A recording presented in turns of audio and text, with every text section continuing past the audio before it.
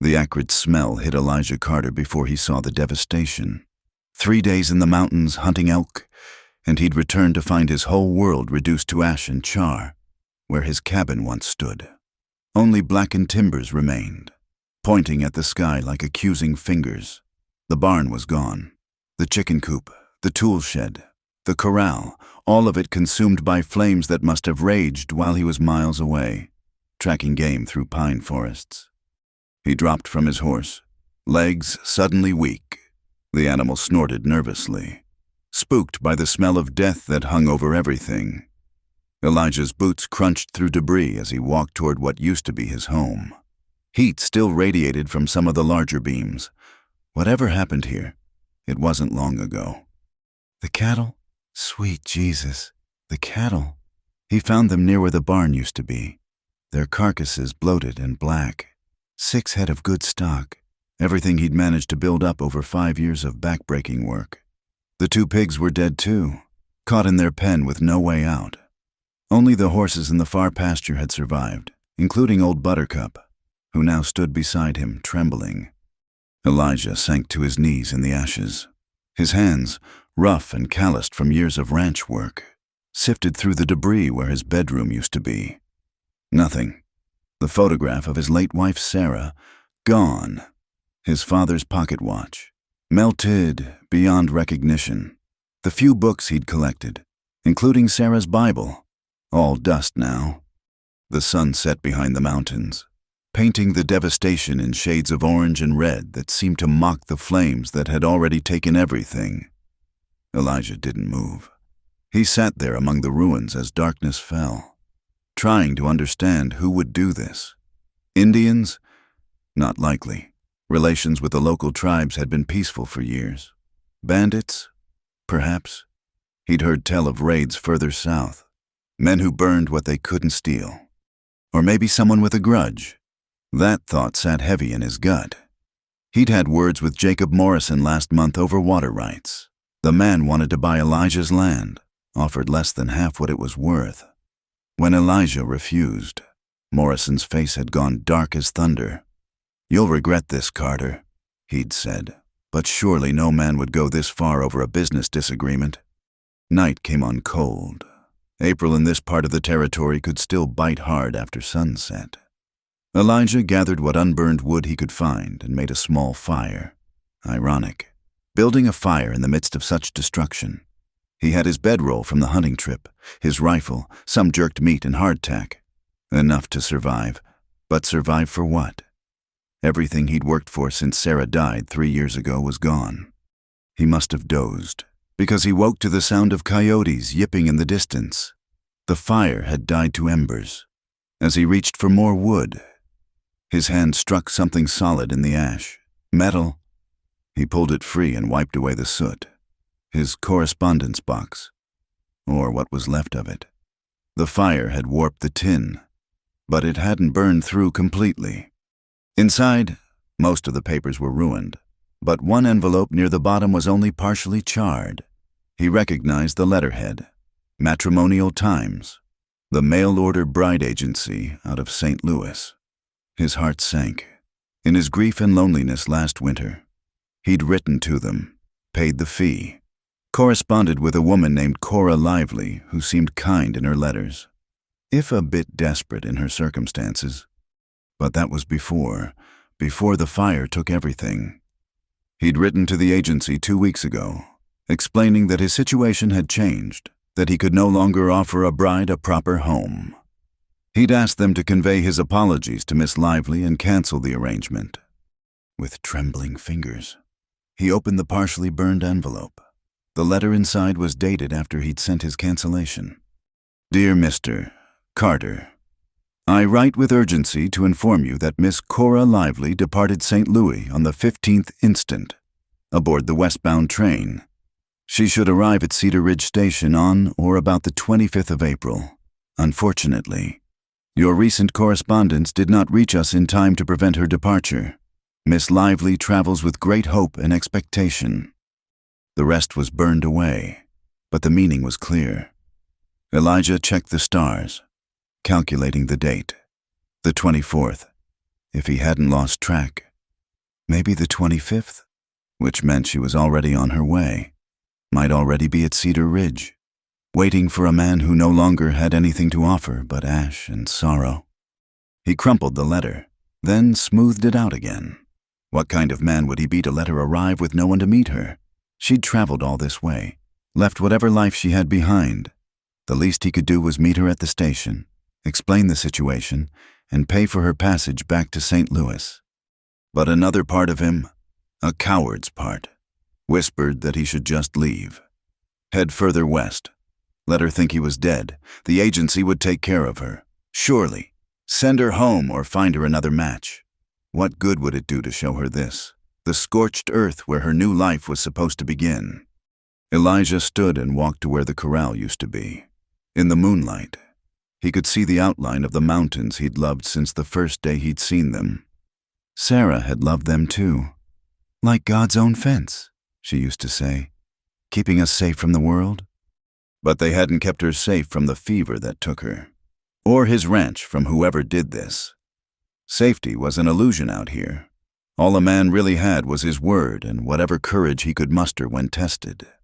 He thought about Cora Lively, probably frightened already, heading into an unknown future with only letters from a stranger to guide her. Whatever had driven her to answer a matrimonial advertisement, it must have been powerful. Desperation. Likely, same as his when he'd written that first letter. By dawn, Elijah had made his decision. He saddled Buttercup and headed for Cedar Ridge. It was a day's ride if he pushed hard. He'd meet Miss Lively, tell her the truth, and help her however he could. It was the right thing to do, even if it meant facing the disappointment in her eyes when she saw what was left of her intended husband, a soot-covered failure who couldn't even protect his own property. As he rode away from the ruins of his ranch, Elijah didn't look back. Behind him, the wind stirred the ashes, revealing a few green shoots already pushing up through the burned earth, life finding a way, even in the midst of destruction. But Elijah didn't see them. His eyes were fixed on the road ahead, and the difficult conversation waiting at its end. The stagecoach was late. Elijah stood on the wooden platform at Cedar Ridge Station, hat in hand, watching the horizon where dust should have been rising.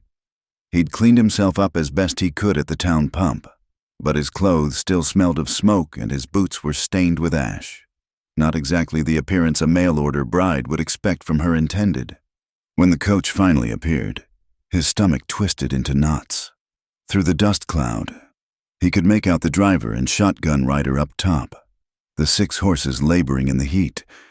The vehicle swayed and creaked to a stop, and passengers began climbing out. A drummer in a checked suit, 2 rough-looking men who might have been miners, an elderly woman with a carpet bag. Then she was smaller than he'd imagined, standing uncertainly beside a worn trunk, brown hair pulled back in a practical bun, a gray traveling dress that had seen better days. Her eyes, green, he noticed, the color of spring grass, swept the platform until they found him. Something in his posture, perhaps, or maybe the way he stood apart from the others, told her who he was. Mr. Carter. Her voice was steady, but he caught the tremor underneath. Miss Lively. He stepped forward, acutely aware of his rough appearance. I'm afraid I have difficult news. Her face, already pale from the journey, went white. You've changed your mind. No, not exactly. He gestured toward the freight office. Perhaps we should speak privately. But she stood firm, chin lifting slightly. If you're going to send me back, Mr. Carter, I'd rather hear it plain. So he told her, right there on the platform with curious townspeople pretending not to listen, about the fire, the losses, the nothing he had left to offer. Her expression didn't change as he spoke, but her knuckles went white where she gripped her small handbag. I'll pay for your return passage, he finished.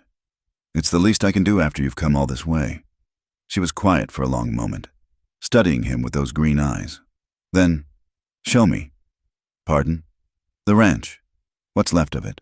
I'd like to see it before I make any decisions. He wanted to argue, to spare her the sight, but something in her expression stopped him. It's a hard day's ride. Miss Lively, just ruins and ash. I've seen worse than ruins. Mr. Carter. There was steel in her voice now. If you have a wagon, I'd be obliged. The only wagon he could borrow was Tom Sheffield's delivery cart, rickety and smelling of the onions it usually carried. Miss Lively, Cora, she told him to call her Cora, sat beside him on the hard bench without complaint. Her trunk barely fit in the back, secured with fraying rope. They rode in near silence out of Cedar Ridge, past the last scattered buildings and into open country. The mountains rose ahead of them, still snow-capped despite the warming weather. Cora kept her eyes forward, hands folded in her lap, but Elijah noticed how she startled at sudden movements. A hawk diving for prey, a jackrabbit bursting from cover. "First time in the territories?" he asked, trying for conversation. "First time anywhere, really." She glanced at him sidelong. "I've spent most of my life in St. Louis, in an institution." He didn't press for details. Everyone who came west was running from something or toward something. Privacy was a courtesy freely given out here. The sun was brutal by midday. He stopped to water the horses at a creek, offered her his canteen. She drank carefully. He noticed, not taking more than her share. Whatever institution she'd come from had taught her frugality. "Are there Indians?" she asked as they started moving again. "Shoshone. Mainly. Peaceful enough if you leave them be." He pointed to a distant ridge. "Their summer hunting grounds are that way. Sometimes they trade at the fort." She nodded, processing this information. "And the fire. Do you know who?" "No proof of anything. Could have been raiders. Could have been an accident." He didn't mention his suspicions about Morrison. No point worrying her with feuds she had no part in. They stopped again as afternoon shadows grew long. Cora unpacked a small bundle from her bag, bread and cheese she'd bought in Cedar Ridge. She divided it carefully, insisting he take half. They ate in companionable silence, watching the sun paint the mountains gold and pink. "It's beautiful," she said quietly. "I didn't expect it to be beautiful." "Wait until you see it at dawn," he said, then caught himself. She wouldn't be here at dawn. She'd be on her way back to St. Louis, back to safety and civilization. It was full dark when they finally reached what was left of his ranch. He'd brought lanterns, knowing they'd arrive late. The yellow light made the devastation somehow worse, creating dancing shadows among the ruins. Cora climbed down from the wagon without waiting for his help and walked slowly through the ashes. She stopped where the cabin had stood, knelt and touched the ground. "How long did it take to build?" 2 years. My wife and I." He stopped. 2 years. "I'm sorry. About your wife. Fever took her 3 years back." He kicked at a charred beam. "Thought I was building something here. Something that would last." Cora stood, dusting off her skirts. "Where do you sleep now?" He pointed to a lean-to he'd thrown together from salvaged materials and canvas. It wasn't much, barely enough to keep the rain off, but it was shelter. She walked over to inspect it, practical as a shopkeeper examining goods. "We'll need more canvas and proper supports. This won't last a real storm." "We?" He stared at her. She turned to face him fully, and in the lantern light he could see determination etched in every line of her face. "I didn't come all this way to turn back at the first sign of trouble. Mr. Carter, I've slept in worse places than this, eaten worse food, survived worse men than whoever burned your ranch. Miss Lively, Cora, you don't understand. I have nothing, no house, no prospects, barely enough money to—" "I didn't answer your advertisement because I was looking for luxury." Her voice was steady, matter of fact. "I answered because I wanted a chance at a different life. This," she gestured at the ruins, "is still different. Still a chance. You don't know me. I could be a man who came to tell me the truth when he could have run. A man who offered to pay my way home when he can barely afford to eat." She pulled her shawl tighter against the night chill. "I've known worse men, Mr. Carter. Many worse men." Something in the way she said it made him stop arguing. Whatever had happened to her in St. Louis, Whatever institution had shaped those careful habits and that steel spine, it had taught her to judge men quickly and accurately. And somehow, improbably, she judged him worth staying for. "It'll be hard," he warned. "Harder than anything in those letters we wrote. I'm not afraid of hard work. The whole town will talk. A man and woman living rough like this, not even properly married yet. Then we'll get married quick as we can." She said it like discussing the weather. "Unless you've changed your mind about wanting a wife."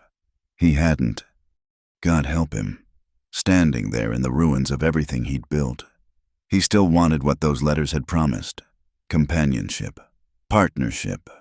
Someone to share the burden and the beauty of this hard land. "No, I haven't changed my mind." "Then we'd best get some sleep. Tomorrow we start rebuilding." She said it so simply, as if it were already decided, and perhaps it was. Elijah showed her to the lean-to, gave her his bedroll while he took the horse blanket. She didn't protest the arrangement, just thanked him quietly, and disappeared inside. He sat by the dying fire, trying to understand what had just happened. He'd come to send her away, and instead she was staying. A proper lady from St. Louis choosing to live in a burned-out ranch with a man she just met. It didn't make sense. But then, nothing about the territories made sense to folks back east. It was a land that stripped away pretense and showed people for what they really were. And somehow, in the space of one day, Cora Lively had shown herself to be tougher than appearances suggested. From the lean-to, he heard her moving around, settling in. Tomorrow would bring a host of challenges, supplies to buy with money he didn't have, neighbors to face with their judgment and gossip, the sheer physical labor of starting over with nothing. But tonight, for the first time since he'd returned to find his world in ashes, Elijah Carter didn't feel entirely alone. The stars wheeled overhead, indifferent to human struggles. In the distance, a coyote called and was answered. The night wind stirred the ashes, and Elijah pulled his coat tighter. Tomorrow they'd begin again. Him and this strange, strong woman who'd chosen to stay. It wasn't the future he'd planned, but it was a future nonetheless. The fever came on the fourth night. Elijah woke to the sound of Cora's teeth chattering despite the warm evening. He found her curled in the corner of the lean-to, burning hot to the touch, her body racked with shivers. "Just tired," she mumbled when he tried to rouse her. "Be fine by morning." But she wasn't fine. By dawn, she was delirious, calling out names he didn't recognize, fighting invisible demons from her past. Elijah pressed a wet cloth to her forehead, but it was like trying to cool a stove with a snowflake. He faced an impossible choice. The nearest doctor was in Cedar Ridge, 10 miles through rough country. Leaving her alone while he rode for help was unthinkable, but carrying her that distance, there was no choice. Really, Elijah wrapped her in every blanket they had, lifted her onto Buttercup, and climbed up behind her. She weighed almost nothing, bird bones and determination. He held her against his chest, clicked his tongue, and started the long journey to town. The first miles were the worst. Cora drifted in and out of consciousness, sometimes struggling against his hold, sometimes going limp as a rag doll. He talked to her constantly, nonsense mostly, just to keep her anchored to the world. "See that ridge there? That's where I shot my first elk. Sarah cooked it with wild onions and sage. Best meal I ever had. Until she burned the biscuits and we had to feed them to the hogs." Cora's eyes fluttered open. "Sarah? My wife. Told you about her. Remember? Pretty name." Her voice was barely a whisper. "Was she pretty?" "Beautiful. Red hair like sunset. Freckles across her nose. Used to say she had one freckle for every star in the sky. Must have loved her terribly." "I did." He tightened his hold as Buttercup picked her way down a rocky slope. "Still do, I suppose. But she's gone. And life keeps moving forward whether we want it to or not." Rain started falling as they reached the halfway point. Not a downpour, but steady. Cold drops that soaked through their clothes. Cora's fever seemed to spike higher, and she began rambling about locks and keys, about small dark rooms and cruel hands. Elijah held her tighter, murmuring soothing words he wasn't sure she could hear. The last 3 miles took forever. His arms ached from holding her steady. Buttercup stumbled twice, exhausted from carrying double weight. But finally, blessedly, the lights of Cedar Ridge appeared through the rain. Tom Sheffield, the man who'd loaned them the wagon, saw them first. "Doc Morrison," he shouted, running ahead. "Got a sick woman here." Elijah's heart sank. Doc Morrison, Jacob Morrison's brother, but there was no other doctor within 50 miles, and Cora was burning up in his arms. The doctor emerged from his office, took one look at them, and gestured sharply. "Bring her in, quickly now." The next hours blurred together. The doctor's wife, a thin woman with kind eyes, helped strip Cora's soaked clothes and dress her in a clean nightgown. Doc Morrison examined her with professional detachment, despite whatever family loyalties might have been pulling at him. "Fever's high, but I've seen worse," he announced. "Exhaustion, exposure, poor nutrition. Her body just gave out. She needs rest, warmth, and proper food." "I can pay," Elijah started, though he wasn't sure how. Morrison waved him off. "We'll discuss payment later. For now, she stays here. Martha will tend to her. I'm staying too." The doctor and his wife exchanged glances. "Mr. Carter," Martha Morrison said gently. "It wouldn't be proper. An unmarried man in a lady's sick room. Then I'll sit in your parlor, or on your porch. But I'm not leaving her." Something in his tone must have convinced them. They set him up in a chair beside Cora's bed, where he could hold her hand without causing too much scandal. Martha brought him coffee and sandwiches he couldn't taste. The hours crawled by, marked only by Cora's labored breathing and the rain drumming on the roof. Sometime past midnight, her fever broke. Elijah felt the change before he saw it. Her hand went from burning hot to merely warm, and her breathing eased. When her eyes opened, they were clear for the first time in hours. "Elijah?" His name on her lips nearly undid him. "I'm here." She looked around, taking in the clean room, the medicine bottles, the lamp burning low. "How did we—" "Carried you. Buttercup did most of the work." A ghost of a smile touched her cracked lips. "Poor horse." Martha Morrison appeared with water and broth. She helped Cora sit up, spooned liquid between her lips with practiced efficiency. "Small sips, dear. Your body's been through a trial." Cora managed half the bowl before exhaustion took her again. But it was natural sleep now, not the fever's restless tossing. Elijah finally let himself relax, slumping in the uncomfortable chair. "You should rest too," Martha said quietly. "She'll need you strong when she wakes." "I'm fine here." The older woman studied him with knowing eyes. "You love her." It wasn't a question. Elijah looked at Cora's pale face, the dark circles under her eyes, the way her hand still clutched his even in sleep. "I barely know her." "Sometimes we recognize what we need when we see it." Martha adjusted Cora's blankets unnecessarily. "My husband's brother says terrible things about you, Mr. Carter. Says you're stubborn, prideful, that you brought your troubles on yourself by refusing his offer." Elijah tensed. But Martha continued, "I think he's wrong. I think you're a man who stands by his principles and protects what's his. That young woman is lucky to have you." She left before he could respond. Elijah sat in the lamplight, holding Cora's hand, and thought about principles and protection. He'd failed to protect his ranch, his cattle, everything he'd built, but he'd gotten Cora to safety. That had to count for something. Dawn came gray and reluctant through the rain. Cora woke again, stronger this time. She managed the rest of the broth and even a few bites of bread. Color returned to her cheeks, and with it came embarrassment. "I've been a burden," she said, not meeting his eyes. "No." He squeezed her hand. "You've been human, working yourself to exhaustion trying to help me rebuild. I should have seen it coming, should have made sure you were eating enough, resting enough. I didn't come here to be coddled, Elijah, and I didn't bring you here to work yourself to death." He softened his tone. "Partnership means looking after each other. Let me look after you this time." She was quiet for a long moment. Then, "I haven't had anyone look after me since I was very small. I'm not sure I remember how to allow it. We'll figure it out together." Doc Morrison declared her well enough to travel the next day, though he advised rest and regular meals. The bill he presented was surprisingly modest, and when Elijah mentioned it, the doctor shrugged. "My wife likes her," he said simply, "and maybe my brother needs to learn that burning a man out doesn't always break him. Sometimes it just shows what he's really made of." It was the closest thing to an admission Elijah was likely to get. He loaded Cora carefully into Tom Sheffield's wagon again, surrounding her with borrowed blankets and pillows. The rain had stopped, leaving the world washed clean and sparkling.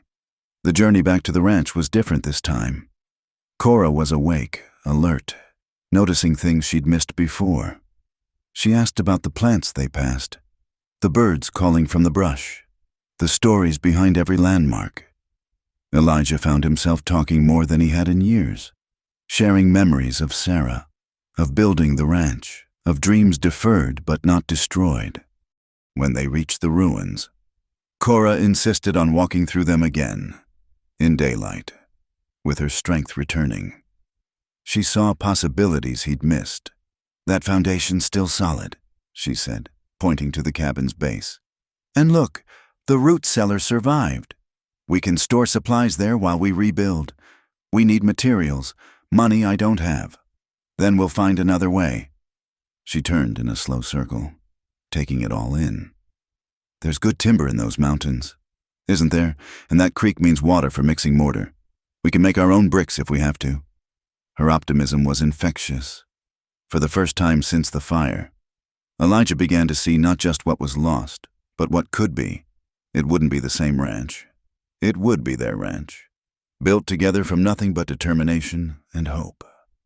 That night, they improved the lean-to with supplies Martha Morrison had quietly added to their wagon.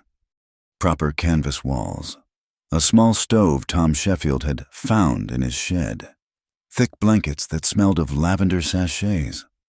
Cora tried to help, but Elijah firmly ordered her to rest. "I'm not an invalid," she protested. "No, but you're recovering, and I need you healthy more than I need another pair of hands right now." She subsided, watching him work with those green eyes that seemed to see straight through him. When he finished, they had something that was almost a proper shelter, still rough, but weatherproof and warmer than before. They ate a simple meal of beans and cornbread, supplied by the Morrisons' generosity. As darkness fell, they sat by the small stove, not touching but aware of each other in the small space. "In the orphanage," Cora said suddenly, "when things were bad, I used to imagine being somewhere else, somewhere with mountains and clean air and space to breathe. I never imagined it would be like this, but—" She trailed off. But even burned and broken, it's still better than what I left behind." She looked at him directly. "You asked me to stay that first night without knowing anything about me. Why?" Elijah considered his words carefully. "Because you looked at this disaster and saw possibility. Because you were brave enough to leave everything you knew for a chance at something better. Because—" He stopped, then forged ahead. "Because when I look at you, I see a future again. Not the one I planned, but maybe one worth having." The space between them seemed to shrink, though neither moved, in the stove's warm light. Cora's eyes shimmered with unshed tears. "I see a future too," she whispered. They sat in comfortable silence as the fire died to embers. Outside, spring peepers began their nightly chorus, and somewhere in the distance, an owl called. The burned land around them was already showing signs of renewal, green shoots pushing through ash, life refusing to surrender. Tomorrow would bring new challenges. They needed supplies, needed to face the townspeople's gossip, needed to start the actual work of rebuilding. But tonight, in their makeshift shelter with the mountains standing guard, Elijah Carter and Cora Lively had found something worth more than any ranch. They'd found hope, and perhaps the beginning of love. The market day in Cedar Ridge brought crowds from all over the valley. Farmers with early vegetables, ranchers with livestock, merchants with goods from back east. Elijah and Cora needed supplies desperately. Nails, rope, a new axe handle, flour, beans. He'd scraped together what money he could. knowing it wouldn't be enough but hoping to bargain. They were examining a sack of cornmeal when Elijah heard the voice that made his blood run cold. Well, the burned-out rancher found himself a woman after all. The man standing behind them was tall, thin, with the pale complexion of someone who'd spent years indoors. His clothes were too fine for the frontier, silk vest, polished boots, clean fingernails. But it was his eyes that made Elijah step protectively closer to Cora. Dead eyes, like a snake's. "Cora," the man said, and her whole body went rigid. Or should I say, Sister Cora, you've come up in the world. You know this man?" Elijah asked quietly. Cora's face had gone white as bleached bone. From the orphanage," the stranger smiled, showing too many teeth. "Orphanage, is that what you're calling it now? How delicate." He circled them slowly, like a wolf studying prey. "Allow me to introduce myself. Mr. Carter Silas Crane. I was, shall we say, a benefactor of the Sacred Heart Institution for Wayward Girls." Wayward girls. The phrase hit Elijah like a physical blow. Not an orphanage then, but one of those places where fallen women were sent, where girls who'd gotten in trouble or been abused were locked away, forced to work, subjected to. "That's in the past," Cora said, her voice barely steady. "I've left that life behind." "Have you?" Crane's smile widened. "How fortunate. And here I thought you'd run away owing 3 years of labor. Theft of services. The law calls it. But perhaps your new friend would be willing to settle your debts. She owes you nothing." Elijah's hand moved instinctively toward where his gun would be, if he'd been wearing it. The courts might disagree. A contract is a contract. She was fed, clothed, sheltered, all on the understanding she would work until her debt was paid. Instead, she disappeared in the night like the ungrateful. "Enough." Elijah stepped between them. "Whatever claim you think you have, you're mistaken. Miss Lively is a free woman." "Miss Lively?" Crane laughed, an ugly sound. "Oh, that's rich. Tell me, Carter, has she shared the circumstances that brought her to Sacred Heart? The kind of girl who ends up there? Because I'd be happy to enlighten." The fist connected before Elijah consciously decided to throw it. Crane went down hard, blood spurting from his nose. The market erupted in shocked voices, people backing away or pushing forward to see. Crane scrambled to his feet, handkerchief pressed to his face. "You'll regret that," he snarled through the cloth. "Assault, in front of witnesses. I'll have the law on you. Try it." Elijah flexed his bruised knuckles. "And I'll make sure everyone in this valley knows what kind of institution you ran, what kind of benefactor you were to those girls." Crane's eyes narrowed. He looked from Elijah to Cora, calculating. "This isn't over," he said finally. "That little bird knows things about Sacred Heart, about certain prominent visitors, things that could be very embarrassing if they came to light, very damaging to important people." "Then you'd best leave her be," Elijah said evenly. "Unless you want those important people to know she's here, able to talk." It was a guess, but it hit home. Crane's face went from red to white. He straightened his vest with shaking hands, turned on his heel, and stalked away. But the damage was done. The crowd was buzzing, shooting glances at Cora. Wayward girls. Sacred Heart. The words would be all over the valley by nightfall. Cora stood frozen, arms wrapped around herself. When Elijah touched her shoulder, she flinched. "We should go," she whispered. "We haven't finished. Please, I can't. Not with everyone staring." They left their half-filled basket and made their way to the wagon. Cora climbed up without help, sat rigid as stone while Elijah gathered Buttercup's reins. The ride out of town felt endless, every face they passed seeming to judge and condemn. They were 3 miles from town before Cora spoke. "You defended me." "Of course I did. You don't even know what he was talking about. What kind of place Sacred Heart really was. What kind of girl—" "I don't care." He pulled the wagon to a stop, turned to face her fully. "Whatever happened before, whatever brought you there, It doesn't matter to me. It should. Tears ran down her cheeks unchecked. I wasn't pure when I arrived there. That's why they sent me. After what happened, and then at Sacred Heart, some of the benefactors, She couldn't finish. Elijah's jaw clenched so hard his teeth ached. He'd heard whispers of such places, where vulnerable girls were preyed upon under the guise of charity and reform. The fury that rose in him was cold and dangerous. "Look at me," he said gently. "When she wouldn't," he repeated. "Cora, look at me." She raised her eyes, green pools of shame and fear. "You survived," he said firmly. "Whatever they did, whoever hurt you, you survived. You got out. You had the courage to answer my advertisement, to come all this way, to stay when everything went wrong. That's who you are, not what was done to you. But now everyone will know. Let them talk. They talked when Sarah died, said I must have done something to bring God's judgment. They talked when I refused Morrison's offer, said I was too proud for my own good. Talk is just noise. Cora, what matters is what we build together."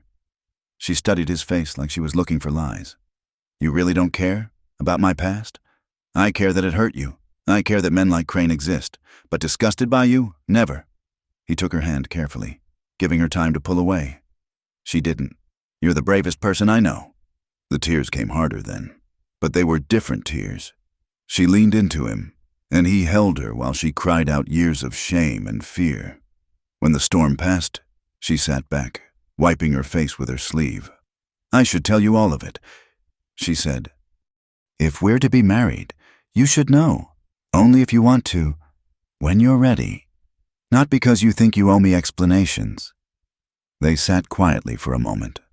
Then Cora surprised him by almost smiling. "You hit him. Seemed like the thing to do. No one's ever." She shook her head. "At Sacred Heart, when the benefactors got rough, we were told it was our fault, that we tempted them by existing. No one ever said it was wrong. No one ever fought for us. Well, now someone has." They continued toward home, and it was home now. Even ruined as it was, the sun was setting as they arrived, painting the mountains in shades of rose and gold. Elijah unhitched Buttercup while Cora started a fire in their little stove. Domestic routines that felt precious after the day's ugliness. They had no supplies from town, but Martha Morrison had sent them home with preserves and dried meat. They made a simple meal and sat close together in the gathering darkness. The night was warm enough that they didn't need to huddle for warmth, but they sat near anyway, shoulders almost touching. "There'll be trouble," Cora said eventually. "Crane won't let it go. He has connections, influence, and if he thinks I might talk about Sacred Heart, then we'll face it together. I've already lost everything once. I'm not losing you too." She turned to look at him, and something shifted in the air between them. The careful distance they'd maintained, the propriety of strangers slowly becoming partners. It crumbled like old mortar. Cora reached up, touched his face where stubble was coming in rough. "Elijah," she said, and his name was a question. He answered by leaning down, slowly, giving her time to retreat. She didn't. Their lips met carefully, tentatively, like travelers meeting at a crossroads. Then her hand curled into his shirt and the kiss deepened, became something desperate and necessary. When they broke apart, both breathing hard, Cora's eyes were bright with wonder. "I didn't know it could be like that," she whispered, gentle, wanted. The implications of her words, of all the times it hadn't been gentle or wanted, made him want to ride back to town and finish what he'd started with Crane. But she was here, in his arms, learning that touch could be tender. That was what mattered. They kissed again as the stars came out, there in the ruins of his old life and the foundations of their new one. It tasted of hope and promise, of second chances and hard-won trust. When full dark came, they reluctantly separated, aware that propriety still mattered even in the wilderness. But as Elijah lay on his bedroll, listening to Cora's breathing from the other side of the canvas wall, he knew something fundamental had changed. They were no longer strangers bound by circumstance. They were two damaged people choosing to heal together, to build something stronger than either could manage alone. Tomorrow would bring new challenges. Crane's threats, the town's gossip, the endless work of survival. But tonight, Elijah Carter fell asleep with the taste of Cora's tears and trust on his lips. And for the first time since the fire, he believed in tomorrow. The mountains stood eternal guard, and somewhere in the darkness, a nightbird sang of resilience and renewal. On the burned earth, green shoots continued their patient push toward light, proof that some things cannot be destroyed, only transformed. The morning after their kiss, Elijah woke to find Cora already up, tending the fire. She moved differently, he noticed, less guarded, more sure of her place in their small world. When she saw him watching, color rose in her cheeks, but she didn't look away. "I'm sorry," he said, sitting up. "About yesterday, I shouldn't have. If you apologize for defending me or for kissing me, Elijah Carter, I'll throw this coffee pot at your head." He blinked, then laughed. The first real laugh since the fire. "Yes, ma'am." They worked side by side that day, clearing more debris, salvaging what they could. The work was hard but companionable, and several times their hands brushed as they lifted beams or sorted through rubble. Each touch was electric, charged with possibility. As the sun reached its peak, Elijah was teaching Cora how to properly swing an axe when Tom Sheffield's wagon appeared on the horizon. But it wasn't Tom driving. It was his wife, Helen, a formidable woman who ran the general store with an iron fist. "Thought you might need these," Helen said, climbing down. The wagon bed was full of supplies: lumber, nails, flour, beans, even a few precious panes of glass. "Mrs. Sheffield, we can't," Elijah started. "You can and you will." She fixed him with a stern look. "That Crane fellow left town this morning, but not before spreading his poison to anyone who'd listen. Made me and Tom right angry. The things he was saying about your young lady here." Cora stepped forward. "Mrs. Sheffield, I don't want charity because of—" "Charity nothing. This is an investment."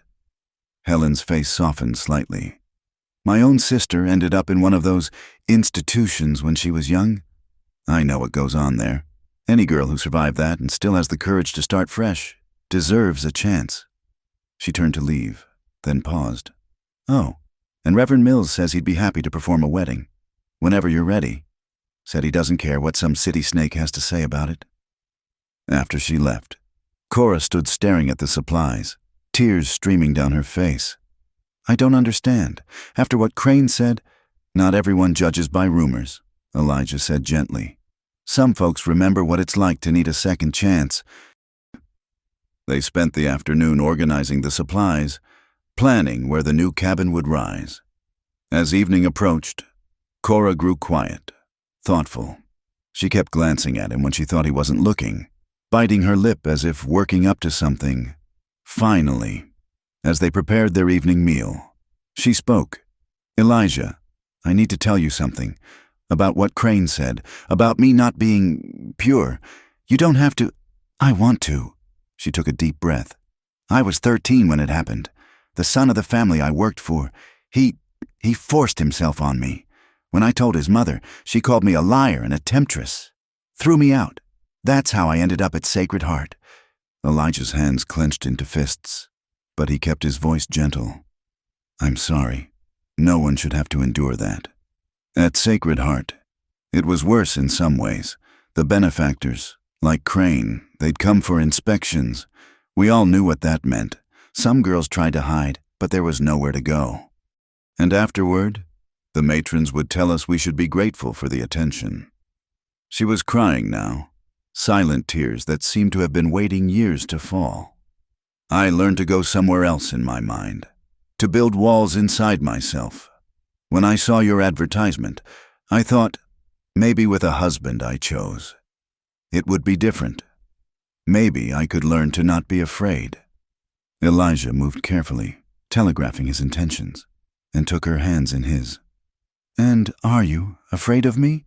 She looked up at him with those green eyes that had seen too much. No, that's what scares me most. I'm not afraid, and I don't understand why. Maybe because you know I'd never hurt you, never take what isn't freely given. I want to believe that. I want to be a real wife to you, Elijah. But I don't know if I can. If when the time comes, I won't just go away inside myself again. He squeezed her hands gently. Then we'll go slow as you need.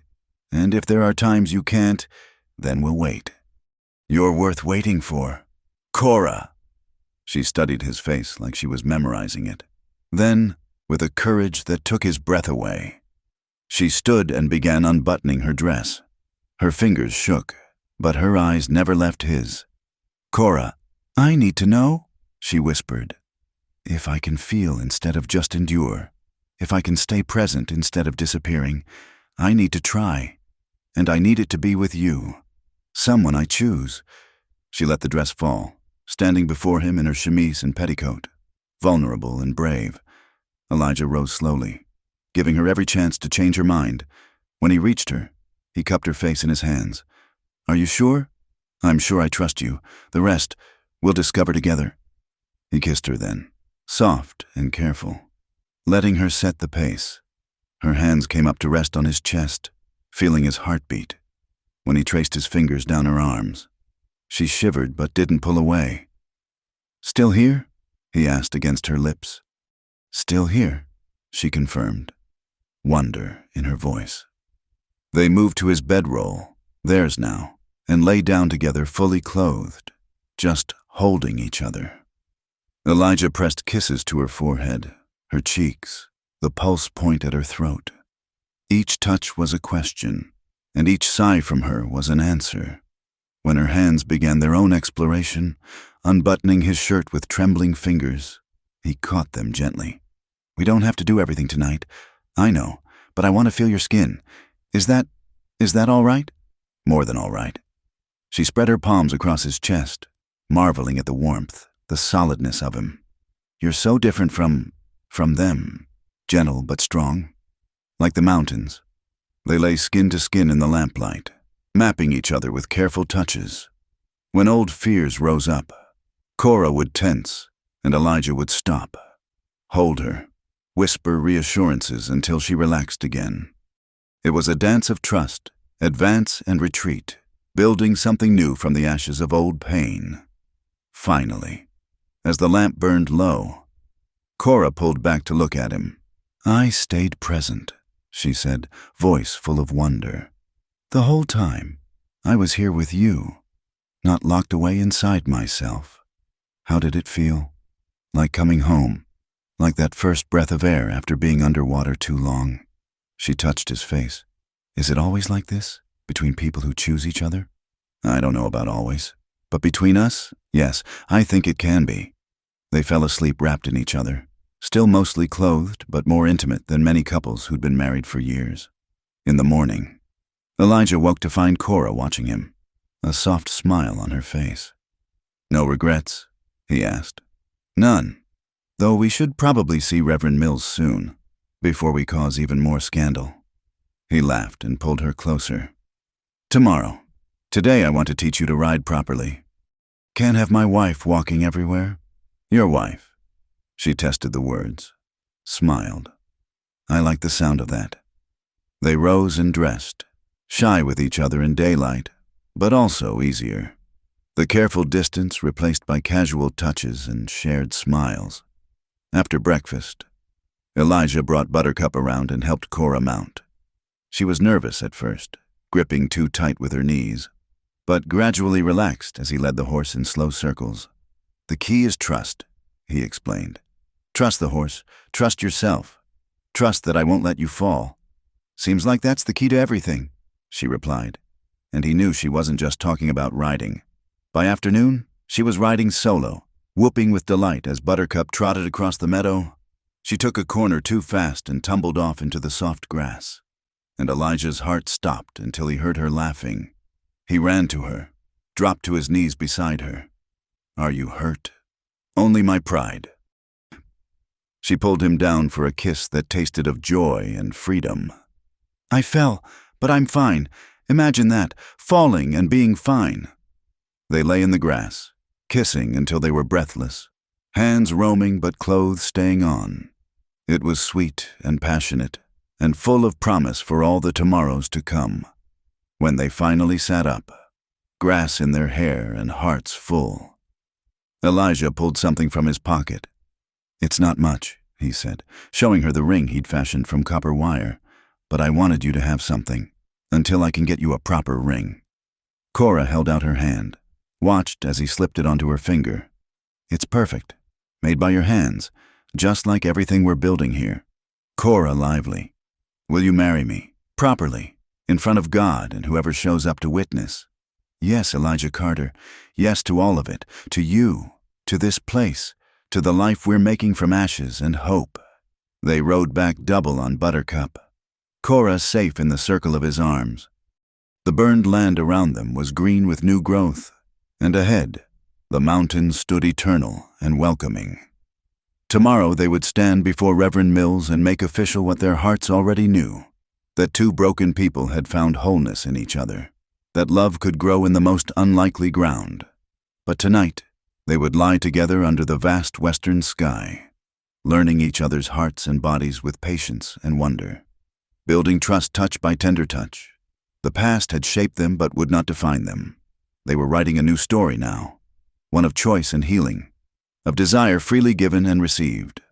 The stars wheeled overhead, ancient witnesses to this newest chapter in the eternal human story of connection and hope, and in their makeshift shelter on the scarred but healing land, Elijah Carter and Cora Lively held each other close and believed in tomorrow. The knock came at dawn, sharp and authoritative. Elijah was instantly awake, reaching for the rifle he kept nearby. Through the canvas wall, he heard horses snorting, the creak of leather. "Elijah Carter, this is Sheriff Watson. Need to speak with you." Cora sat up, clutching the blanket to her chest. In the dim light, he could see fear creeping back into her eyes, the same look she'd had when Crane confronted them. "It's all right," Elijah whispered, though he wasn't sure it was. "Stay here." He pulled on his shirt and stepped outside. Sheriff Watson sat his horse like a man born to it, weathered face impassive. Beside him was a younger deputy Elijah didn't recognize. "Morning, Sheriff. Early for a social call." Watson didn't smile. "Got a complaint filed against you. Carter, assault. Man named Silas Crane says you attacked him unprovoked in the market square." "Unprovoked?" Elijah's voice went cold. "That man was harassing my fiancée, making vile insinuations about her character. Be that as it may, he's pressing charges. Says he has witnesses." Watson shifted in his saddle. "I need you to come to town, sort this out proper-like. And if I refuse, then I'll have to arrest you. Don't make this harder than it needs to be. Carter, you know I've got a job to do." From inside the shelter came movement. Cora emerged, fully dressed, but hair still mussed from sleep. "I'll come too." "No," Elijah said immediately. "You stay here. This is about me." She stepped closer, chin raised. "I won't hide while you face consequences for defending me." Watson looked between them, something softening in his expression. "Ma'am, if you're the young lady in question, might be good to have your side of things on record." The ride to town was tense. Cora sat rigid beside Elijah in the borrowed wagon, while Watson and his deputy rode ahead. The sun climbed higher, promising another hot day, but Cora pulled her shawl tight as if warding off winter cold. Cedar Ridge's courthouse was a modest building, but it loomed large as they approached. Word had spread. Townsfolk gathered on the boardwalks, whispering behind hands. Elijah recognized some friendly faces, but others wore expressions of judgment and condemnation. Inside, Crane waited with a bandaged nose and a well-dressed man who could only be a lawyer from the city. They'd come prepared for war. Judge Thompson, a fair man by reputation, looked tired already. "Let's keep this simple. Gentlemen, Mr. Crane, state your complaint." Crane stood, affecting a wounded dignity that made Elijah's fists clench. "Your Honor, I was conducting legitimate business in the market when Mr. Carter attacked me without warning. I have witnesses who saw him strike me down." And these witnesses? Two men stepped forward, strangers Elijah didn't recognize. Probably Crane's traveling companions. They testified in rehearsed phrases about the unprovoked attack and Carter's violent temperament. Mr. Carter, your response. Elijah stood. Crane was harassing my fiancée, making false accusations about her character. I defended her honor by striking a man who offered no physical threat. Crane's lawyer interjected smoothly. That's not defense. Mr. Carter, that's assault. Your Honor. Cora stood suddenly, voice clear despite her trembling hands. May I speak? Judge Thompson frowned. This is irregular.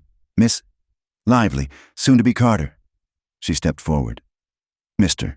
Crane wasn't just making accusations. He was attempting to blackmail me. The courtroom rustled with whispers. Crane's face flushed. That's a lie. Is it? Cora's voice grew stronger. You said I owed years of labor? You threatened to use the law against me unless I paid debts I never incurred. You mentioned prominent visitors to Sacred Heart, implied you'd make trouble unless I kept quiet about what went on there. Your Honor, this woman is obviously disturbed. I have letters. Cora pulled papers from her bag. From other girls who were at Sacred Heart, girls who escaped, like me. They tell similar stories about Mr. Crane and his business practices. Elijah stared. She'd never mentioned letters. Judge Thompson examined the papers, his expression growing darker with each page. Mr. Crane, these are serious allegations. Forced labor, imprisonment, implications of worse. Lies spread by ungrateful girls who... One of these letters is from Mary Watson. The judge's voice cut like a blade. My own niece.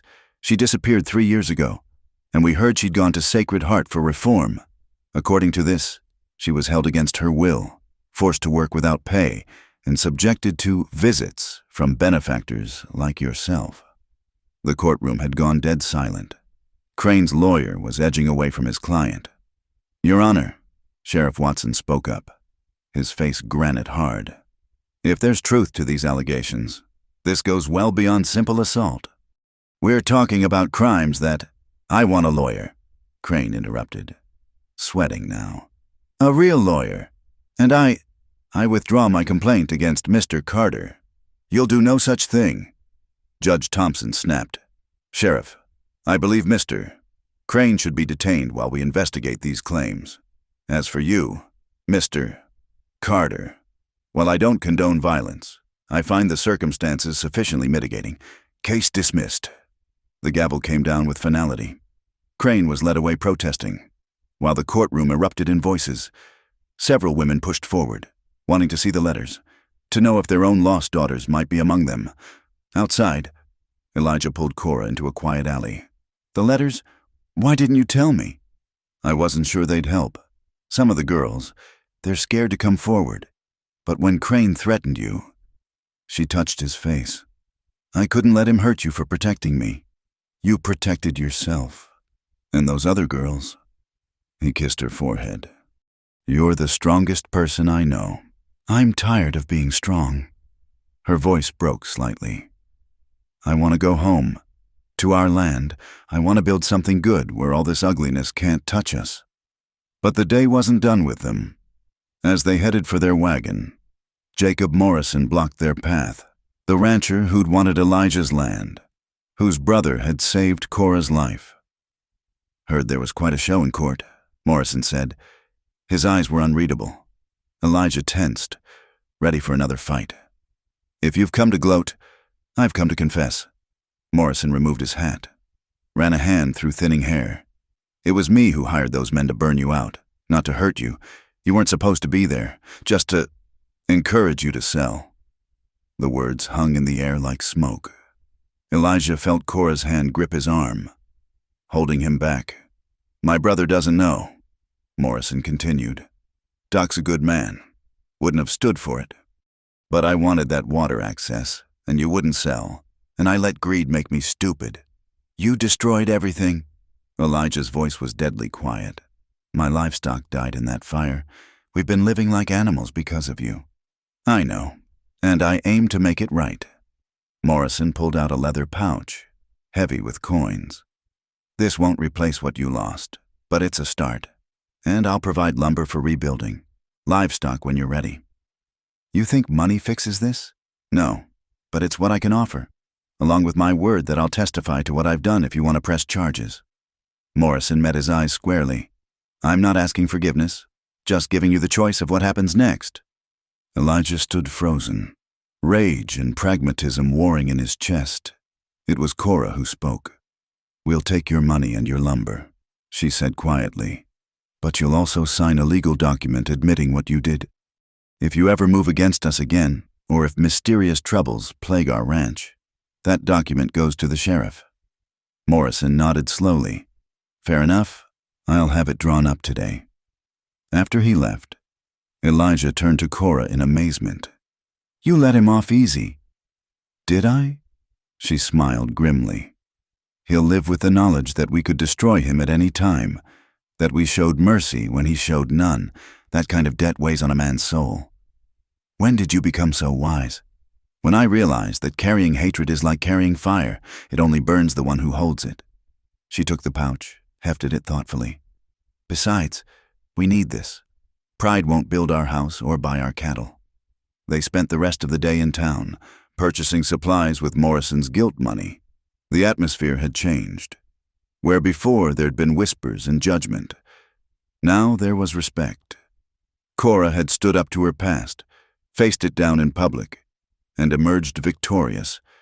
That evening, they returned to their land to find Tom Sheffield and a crew of neighbors already there, unloading lumber from Morrison's wagons. Helen Sheffield had organized the women to bring food and supplies. Figured you'd need help getting started, Tom said gruffly. Can't have folks living rough when there's willing hands to help build. As the sun set, their makeshift camp transformed into something else, a community gathering. Neighbors sharing food and labor and hope. Plans were sketched in the dirt for a proper cabin. Men promised to return tomorrow with tools and expertise. When darkness fell and the neighbors departed, Elijah and Cora stood looking at the neat stacks of lumber, the supplies that would become their home. It doesn't seem real, Cora murmured. This morning we faced jail and ruin. Tonight we have everything we need to start over. We earned it, Elijah said firmly. You earned it by being brave enough to speak truth. She leaned into him, and they stood together watching stars emerge above their land. Tomorrow would bring hard work, raising walls, setting foundations, beginning the physical rebuilding of their life. But tonight, the healing had already begun. No more looking back, Cora said softly. From now on, we build forward. Elijah pressed a kiss to her hair. Together, together. She agreed, and in that simple word lay all their hopes for the future. A future free from the shadows of Sacred Heart and burned ranches, built on truth and trust and the kind of love that grows stronger for being tested. The coyotes called in the distance, but they sounded like music now, wild and free and full of life. On the scarred land where destruction had reigned, resurrection was beginning, one board and nail and act of courage at a time. The cabin rose from the ashes like a prayer answered in wood and stone. For 2 weeks, men from all over the valley came to help. Some Elijah knew well. Others were strangers who'd heard the story of Cora's courage in court. They brought tools and expertise, muscle and goodwill, transforming Morrison's lumber into walls and floors and a roof that would keep out the weather. Elijah worked from dawn to dusk alongside them, while Cora organized the women who brought food, mended clothes, and offered quiet words of support. Some of these same women had whispered about her just weeks ago. Now they pressed her hands and shared their own stories. Daughters lost to institutions, sisters who never came home, the peculiar grief of the frontier that swallowed girls who stepped wrong just once. On the 14th day, as Tom Sheffield hammered in the last shingle, Elijah stood back to survey their new home. It wasn't large, 2 rooms and a kitchen, but it was solid, built to last. The windows Helen Sheffield had donated caught the afternoon light, throwing golden squares across the fresh pine floors. It's beautiful, Cora said, slipping her hand into his. It's a beginning. He squeezed her fingers. Our beginning. That evening, after the helpers had gone home with thanks and promises of returned favors, Elijah found Cora in what would be their bedroom, running her hands over the windowsill. Sarah would have loved this view, she said quietly. He started, surprised. Cora rarely mentioned his late wife. Do you think about her? Sometimes. I hope she wouldn't mind. About us, Elijah pulled her close. Sarah had the biggest heart of anyone I knew. She'd be happy I found someone to share this with, someone strong enough to help rebuild what was lost. I found one of her books in the ruins, Cora admitted. Poetry. The pages were mostly burned, but I saved what I could. I thought maybe you'd want it. She produced a small leather volume, charred at the edges but readable. Elijah's throat tightened as he recognized Sarah's careful marginalia, her notes in faded ink. Thank you, he managed, for saving it, for understanding it mattered. The past matters, Cora said simply. It's part of who we are, but it doesn't have to be all we are. They stood together in their unfinished bedroom, holding the remnants of one love while building another. It should have felt strange, but instead it felt right, like streams converging into a stronger river. We should set a date, Elijah said. For the wedding, Reverend Mills has been patient, but Sunday, Cora interrupted. This Sunday. I don't want to wait anymore. 3 days. Elijah's pulse quickened. That's not much time to prepare. I don't need elaborate preparations. I need to be your wife, properly and fully, to start our real life together without shadows or shame. He kissed her then, pouring all his promise into the touch. When they parted, both breathless, he saw his own desire reflected in her eyes. Sunday, he agreed. But tonight, we sleep in our new home. They'd moved their few possessions in that afternoon. Their bed was simple, a wooden frame Tom had helped build and a mattress stuffed with fresh straw. But it was theirs.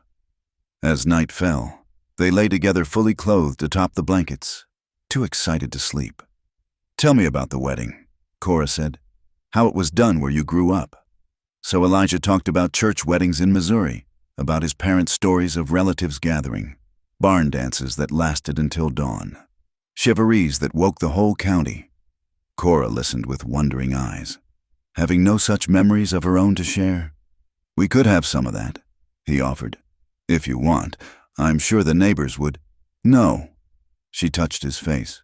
I want simple, just us and whoever comes to witness. The rest, the dancing and celebrating, that can come later, when we've had time to be just us. Whatever you want, it's your day. Our day, she corrected. The first of many. Saturday came in a whirlwind of activity. Helen Sheffield arrived with a dress, pale blue cotton with tiny buttons down the front. Nothing fancy, but clean and new. Other women brought small gifts, preserves, embroidered pillowcases, a quilt pieced together from scraps. Every new bride needs pretties, Martha Morrison said, pressing a lace collar into Cora's hands. She'd come despite her husband's disgrace, determined to show support. The men congregated around Elijah, offering advice that ranged from practical to embarrassing. Tom Sheffield produced a bottle of good whiskey for courage, while Doc Morrison quietly handed over a medical text about women's health in case of need. That night, tradition demanded they sleep apart. Cora stayed in the cabin while Elijah bedded down in the barn they'd just finished building. He lay in the hay, listening to the horses shuffle and blow, thinking about tomorrow and all the tomorrows after. Sunday dawned clear and bright, the mountains sharp against a sky so blue it hurt to look at. Elijah dressed in his one good shirt, the one Cora had mended with tiny, careful stitches. His hands shook as he tried to shave, and he nicked his jaw twice. The ceremony was set for noon at the church in town. But first, there was something else to do. He found Cora at the grave he'd made for Sarah 3 years ago, a simple stone marker on the hill overlooking the valley. She looked up as he approached, tears on her cheeks. I wanted to ask her blessing, I suppose. Is that foolish? No. He knelt beside her. It's exactly what she would have wanted. Together they stood before the grave, hands linked, silently acknowledging the past while facing the future.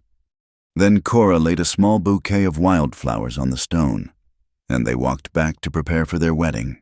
The church was fuller than expected. News of their story had spread, and folks came from all over to witness this triumph over adversity. Cora walked down the aisle alone. She had no one to give her away and wanted none. She moved with grace and certainty, the blue dress making her eyes shine like spring leaves. Reverend Mills performed the ceremony simply, as requested. When he asked for objections, the church held its breath, but Silas Crane was in jail awaiting trial, and no one else dared speak against this union forged in fire and courage. "Do you, Elijah, take this woman?" "I do." He didn't wait for the full question, making several people chuckle. "And do you, Cora, take this man?" "With all my heart." Her voice rang clear and true. The rings were simple bands that Tom Sheffield had crafted from melted coins. Nothing fancy, but when Elijah slipped the ring onto Cora's finger, her face lit up like sunrise. "By the power vested in me, I pronounce you husband and wife." Reverend Mills smiled. "You may kiss your bride." Their kiss was tender, a promise made before God and community. The church erupted in cheers, and then they were surrounded by well-wishers, hands to shake and cheeks to kiss. But finally, blessedly, they were alone in their wagon, heading home, truly home now, to their land and their cabin and their life together. Cora leaned against Elijah's shoulder as he drove, her hand resting on his thigh in casual intimacy. "How does it feel, Mrs. Carter? Like flying?" She tilted her face up to the sun. "Like all the cages are finally open." They reached the cabin as afternoon shadows grew long. Elijah lifted her down from the wagon, then surprised her by sweeping her up into his arms. "Tradition," he said at her startled laugh, and carried her over the threshold. Inside, neighbor women had been busy. Flowers graced the table. The stove was warm with a meal waiting, and rose petals scattered across the bedroom floor. Cora's eyes went wide. "They did all this while we were gone?" "Frontier folk take care of their own." He set her down gently. "And you're one of us now. Have been since you stood up to Crane." She turned in a slow circle, taking in their home, truly theirs now, blessed by community and commitment. When she faced him again, her expression had shifted to something deeper, hungrier. "Elijah," she said softly, and his name was invitation and question and answer all at once. He went to her, framed her face with work-rough hands. "Are you sure? We have time. We've had time. Weeks of careful touches and held-back wants." She reached for the buttons of the blue dress. "I don't want careful anymore. I want my husband." Her fingers trembled only slightly as she undressed. Elijah watched, transfixed by her courage and trust, then slowly removed his own clothes. They came together in the center of their bedroom, skin to skin with nothing between them but love and desire. "I see you," Cora whispered, tracing the scars on his chest from years of hard work. "All of you, and I see you." He mapped her body with gentle hands, learning the places that made her sigh, the touches that made her arch against him. "Beautiful, brave, mine." "Yours," she agreed, then pulled him down for a kiss that was nothing like their careful explorations before. This was fire and need and the freedom of sanctioned love. They made love slowly, Elijah watching her face for any sign of fear or withdrawal. But Cora stayed present, her eyes locked on his, her body moving with his in ancient rhythm. When she cried out, it was in joy and wonder, not pain or memory. Afterward, they lay tangled together, sweat cooling on their skin, hearts gradually slowing. Cora traced patterns on his chest, a smile playing at her lips. "So, that's what it's supposed to be like," she mused. "No wonder people write poetry about it." Elijah laughed, pulled her closer. "Just wait until we get better at it." "Better?" She looked genuinely puzzled. How could it be better?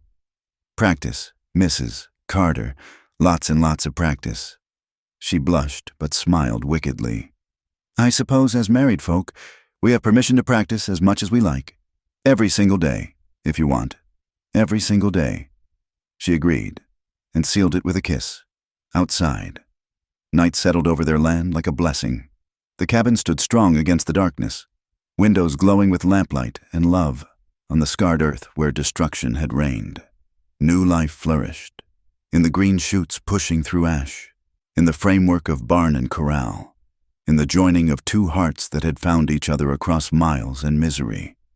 Elijah and Cora Carter, married in law and body and soul, held each other close and dreamed of all their tomorrows, children to fill the cabin with laughter, crops to harvest, cattle to raise, a life built day by day on the solid foundation of chosen love. The mountains stood eternal guard, and the stars blessed their union with ancient light. In the morning, their real life would begin. But tonight was for them alone, for whispered promises and gentle explorations, for the kind of love that transforms two separate people into one united force against whatever the frontier might throw at them. Tonight, they were home. 1 year later, Cora woke to the familiar queasy feeling that had plagued her for weeks. She lay still, not wanting to wake Elijah, but her body had other plans. She barely made it to the basin in time. Again, Elijah was beside her instantly, holding her hair back, rubbing circles on her spine. That's every morning this week. "I'm fine," she managed between heaves. "Just something I ate." But they both knew better. The signs had been there for a month. The sickness, the tenderness in her breasts, the bone-deep exhaustion that hit her midday. Most telling of all, her monthly courses had stopped. "We should see Doc Morrison," Elijah said quietly. Cora straightened, wiped her mouth with trembling fingers. "I know what he'll say. Then why do you look so frightened?" She turned to face him, and he saw the truth in her eyes, joy and terror warring for dominance. "Your first wife died in childbirth. Cora, and I'm not built like her, am I? I'm small, too small maybe, and what if—" He pulled her against him, cutting off the spiral of fear. "You're the strongest person I know, strong enough to survive Sacred Heart, to face down Crane, to build this life with me. You'll survive this too. Promise?" Her voice was muffled against his chest. He couldn't promise, and they both knew it. The frontier was hard on women, harder still on women with child, but he held her close and murmured reassurances, and eventually her trembling stopped. Doc Morrison confirmed what they already knew. "About 3 months along, I'd say, you'll need to take care. Mrs. Carter, eat well, rest when you can. But I can keep working. The ranch, light work only. Let your husband handle the heavy lifting." The doctor's eyes were kind but firm. "This isn't the time to prove how tough you are. This is the time to be smart." Elijah drove her home in thoughtful silence. The ranch was thriving now. 20 head of cattle, a vegetable garden that fed them well, hay stored for winter. They'd worked side by side to build it all. The thought of Cora forced to rest while he labored alone brought back memories of Sarah, confined to bed those last terrible weeks. "Stop it," Cora said suddenly. "Stop what?" "Comparing. I can see it in your face. I'm not her, Elijah. Our story doesn't have to end like hers." He took her hand, squeezed it tight. "You're right. I'm sorry. Don't be sorry. Be hopeful. We made this child from love, not duty. That has to count for something." As spring turned to summer, Cora's belly grew round and tight, true to her word. She rested when needed, but she also found ways to contribute. Mending, cooking, tending the chickens they'd acquired. The neighbor women came by often, bringing advice and remedies. Their own stories of birth survived and babies thrived. Helen Sheffield became a regular visitor, her practical wisdom invaluable. "First babies take their time," she assured Cora during one visit. "Don't let him panic when the pains start. Men are useless at birthing time." But as fall arrived with its golden light and cool mornings, Elijah couldn't help but panic a little. Cora was huge now, moving carefully, one hand always supporting her back. The baby was active, rolling and kicking visibly beneath her stretched skin. "He's strong," she'd say, smiling as she felt the movement, like his father. "Could be a girl," Elijah pointed out, strong like her mother. "Either way, they'll be loved." She guided his hand to feel a particularly vigorous kick. "Feel that? This child wants out to see the world." The first pains came on a crystalline December morning, 2 weeks before Doc Morrison had predicted. Cora was gathering eggs when she gasped, dropped the basket, and clutched her belly. "Just a twinge," she said when Elijah reached her, but her face was pale, beaded with sweat despite the cold. He helped her inside, settled her in bed, and rode hard for town. Doc Morrison came immediately, Martha with him, their faces carefully neutral as they examined Cora. "Early, but not dangerously so," the doctor announced. "Could be hours yet. First babies. Like Helen told you, they take their time." Hours became a day, then a night, then another day. Cora labored with determined silence at first, then with moans she couldn't suppress. Elijah stayed beside her except when Martha shooed him out, holding her hand, wiping her face, whispering encouragement when the pains grew unbearable. "I can't," she gasped during a particularly brutal contraction. "It's too much." "You can. You're the bravest person I know, remember? You've survived worse than this." "Nothing's worse than this," she panted, then managed a weak smile. "Don't tell the baby I said that." As the second night deepened, Doc Morrison's calm facade cracked slightly. "The baby's turned wrong," he told Elijah quietly in the kitchen. "I need to try to shift it, but it'll hurt her terribly. And if I can't turn the child..." He didn't finish. Didn't need to. Elijah returned to Cora's side, took her hand. "Doc needs to help the baby turn. It'll hurt, but do it." Her eyes, glazed with exhaustion and pain, suddenly sharpened. "Whatever it takes, save our baby." What followed was the longest hour of Elijah's life. Cora's screams as the doctor manipulated her belly would haunt him forever. But she endured, fingernails digging bloody crescents in his palm. And finally, miraculously, the baby shifted. "There!" Doc Morrison's relief was palpable. "Head down now. Push with the next pain. Mrs. Carter, your baby's ready to be born." The final stage was brutal but mercifully quick. As dawn broke over the mountains, painting the snow-covered peaks rose and gold, a new cry joined Cora's exhausted sobs. "A boy," Martha announced, cleaning the squalling infant with practiced efficiency. Small but breathing well. Good color. She placed the baby on Cora's chest, and the world stopped. Elijah stared at the tiny, perfect being they'd created, red-faced and wrinkled, but absolutely beautiful. Cora's face transformed, exhaustion replaced by wonder. "Hello, little one," she whispered. "We've been waiting for you." The baby's cries quieted at her voice. One tiny fist waved in the air until Elijah offered a finger to grasp. The strength of that minute grip undid him completely. "What shall we call him?" Cora asked, tracing the baby's features with one gentle finger. Elijah thought of all they'd overcome, all they'd built from ashes and hope. "Samuel," he said. "It means God has heard. Samuel Carter." Cora smiled, exhausted but radiant. "Sam, our miracle." The doctor and Martha left them alone after ensuring both mother and baby were stable. Elijah sat on the bed beside his wife and son, hardly daring to breathe for fear of disturbing the perfection of the moment. "We did it," Cora murmured, already drifting toward much-needed sleep.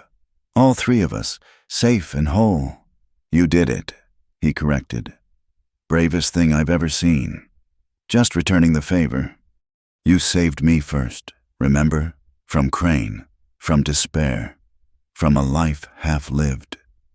Her eyes fluttered closed. "Now we've saved each other." As she slept, Elijah held his son, carefully, as if the baby might break. Samuel yawned, showing toothless gums, then settled into sleep against his father's chest.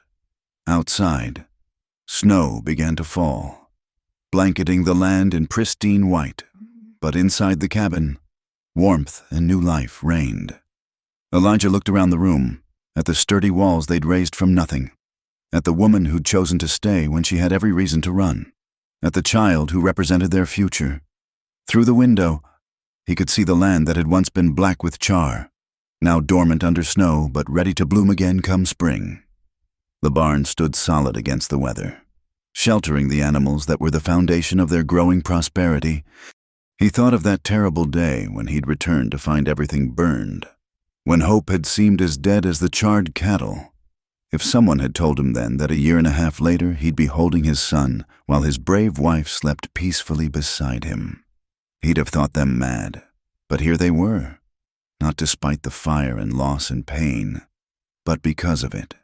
Every hardship had forged them stronger, had led them to each other and to this moment of perfect peace.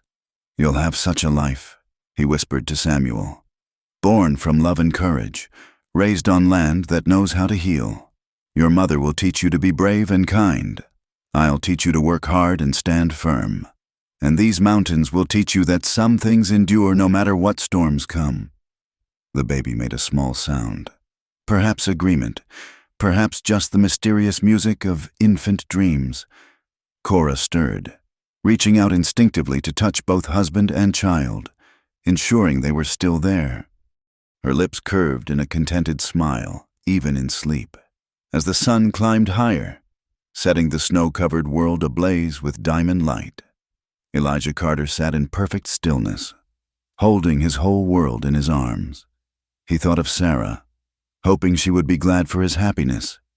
He thought of all the lonely souls still trapped in places like Sacred Heart, praying some would find their own escape to freedom and love. He thought of the community that had helped rebuild not just his ranch, but his faith in human goodness. Mostly, though, he didn't think at all. He simply existed in this moment of completion, listening to his wife and son breathe, watching the snow fall on land that had been tested by fire and had emerged renewed. "You're the first thing that made me believe everything could begin again," he whispered, the words he'd say to Cora when she woke. For now, though, he held his family close and knew that some stories, no matter how they begin in ashes and sorrow, can end in joy.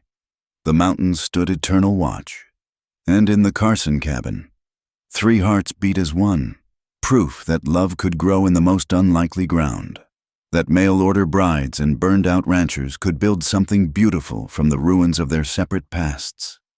Thank you for listening to our Wild West love story. I'd love to know where in the world you're enjoying these tales of frontier romance. Please share in the comments below. Don't forget to subscribe to Wild West Campfire for more stories of courage, love, and survival in the American frontier. What did you think of Elijah and Cora's journey? Share your thoughts and let's keep the campfire conversation going.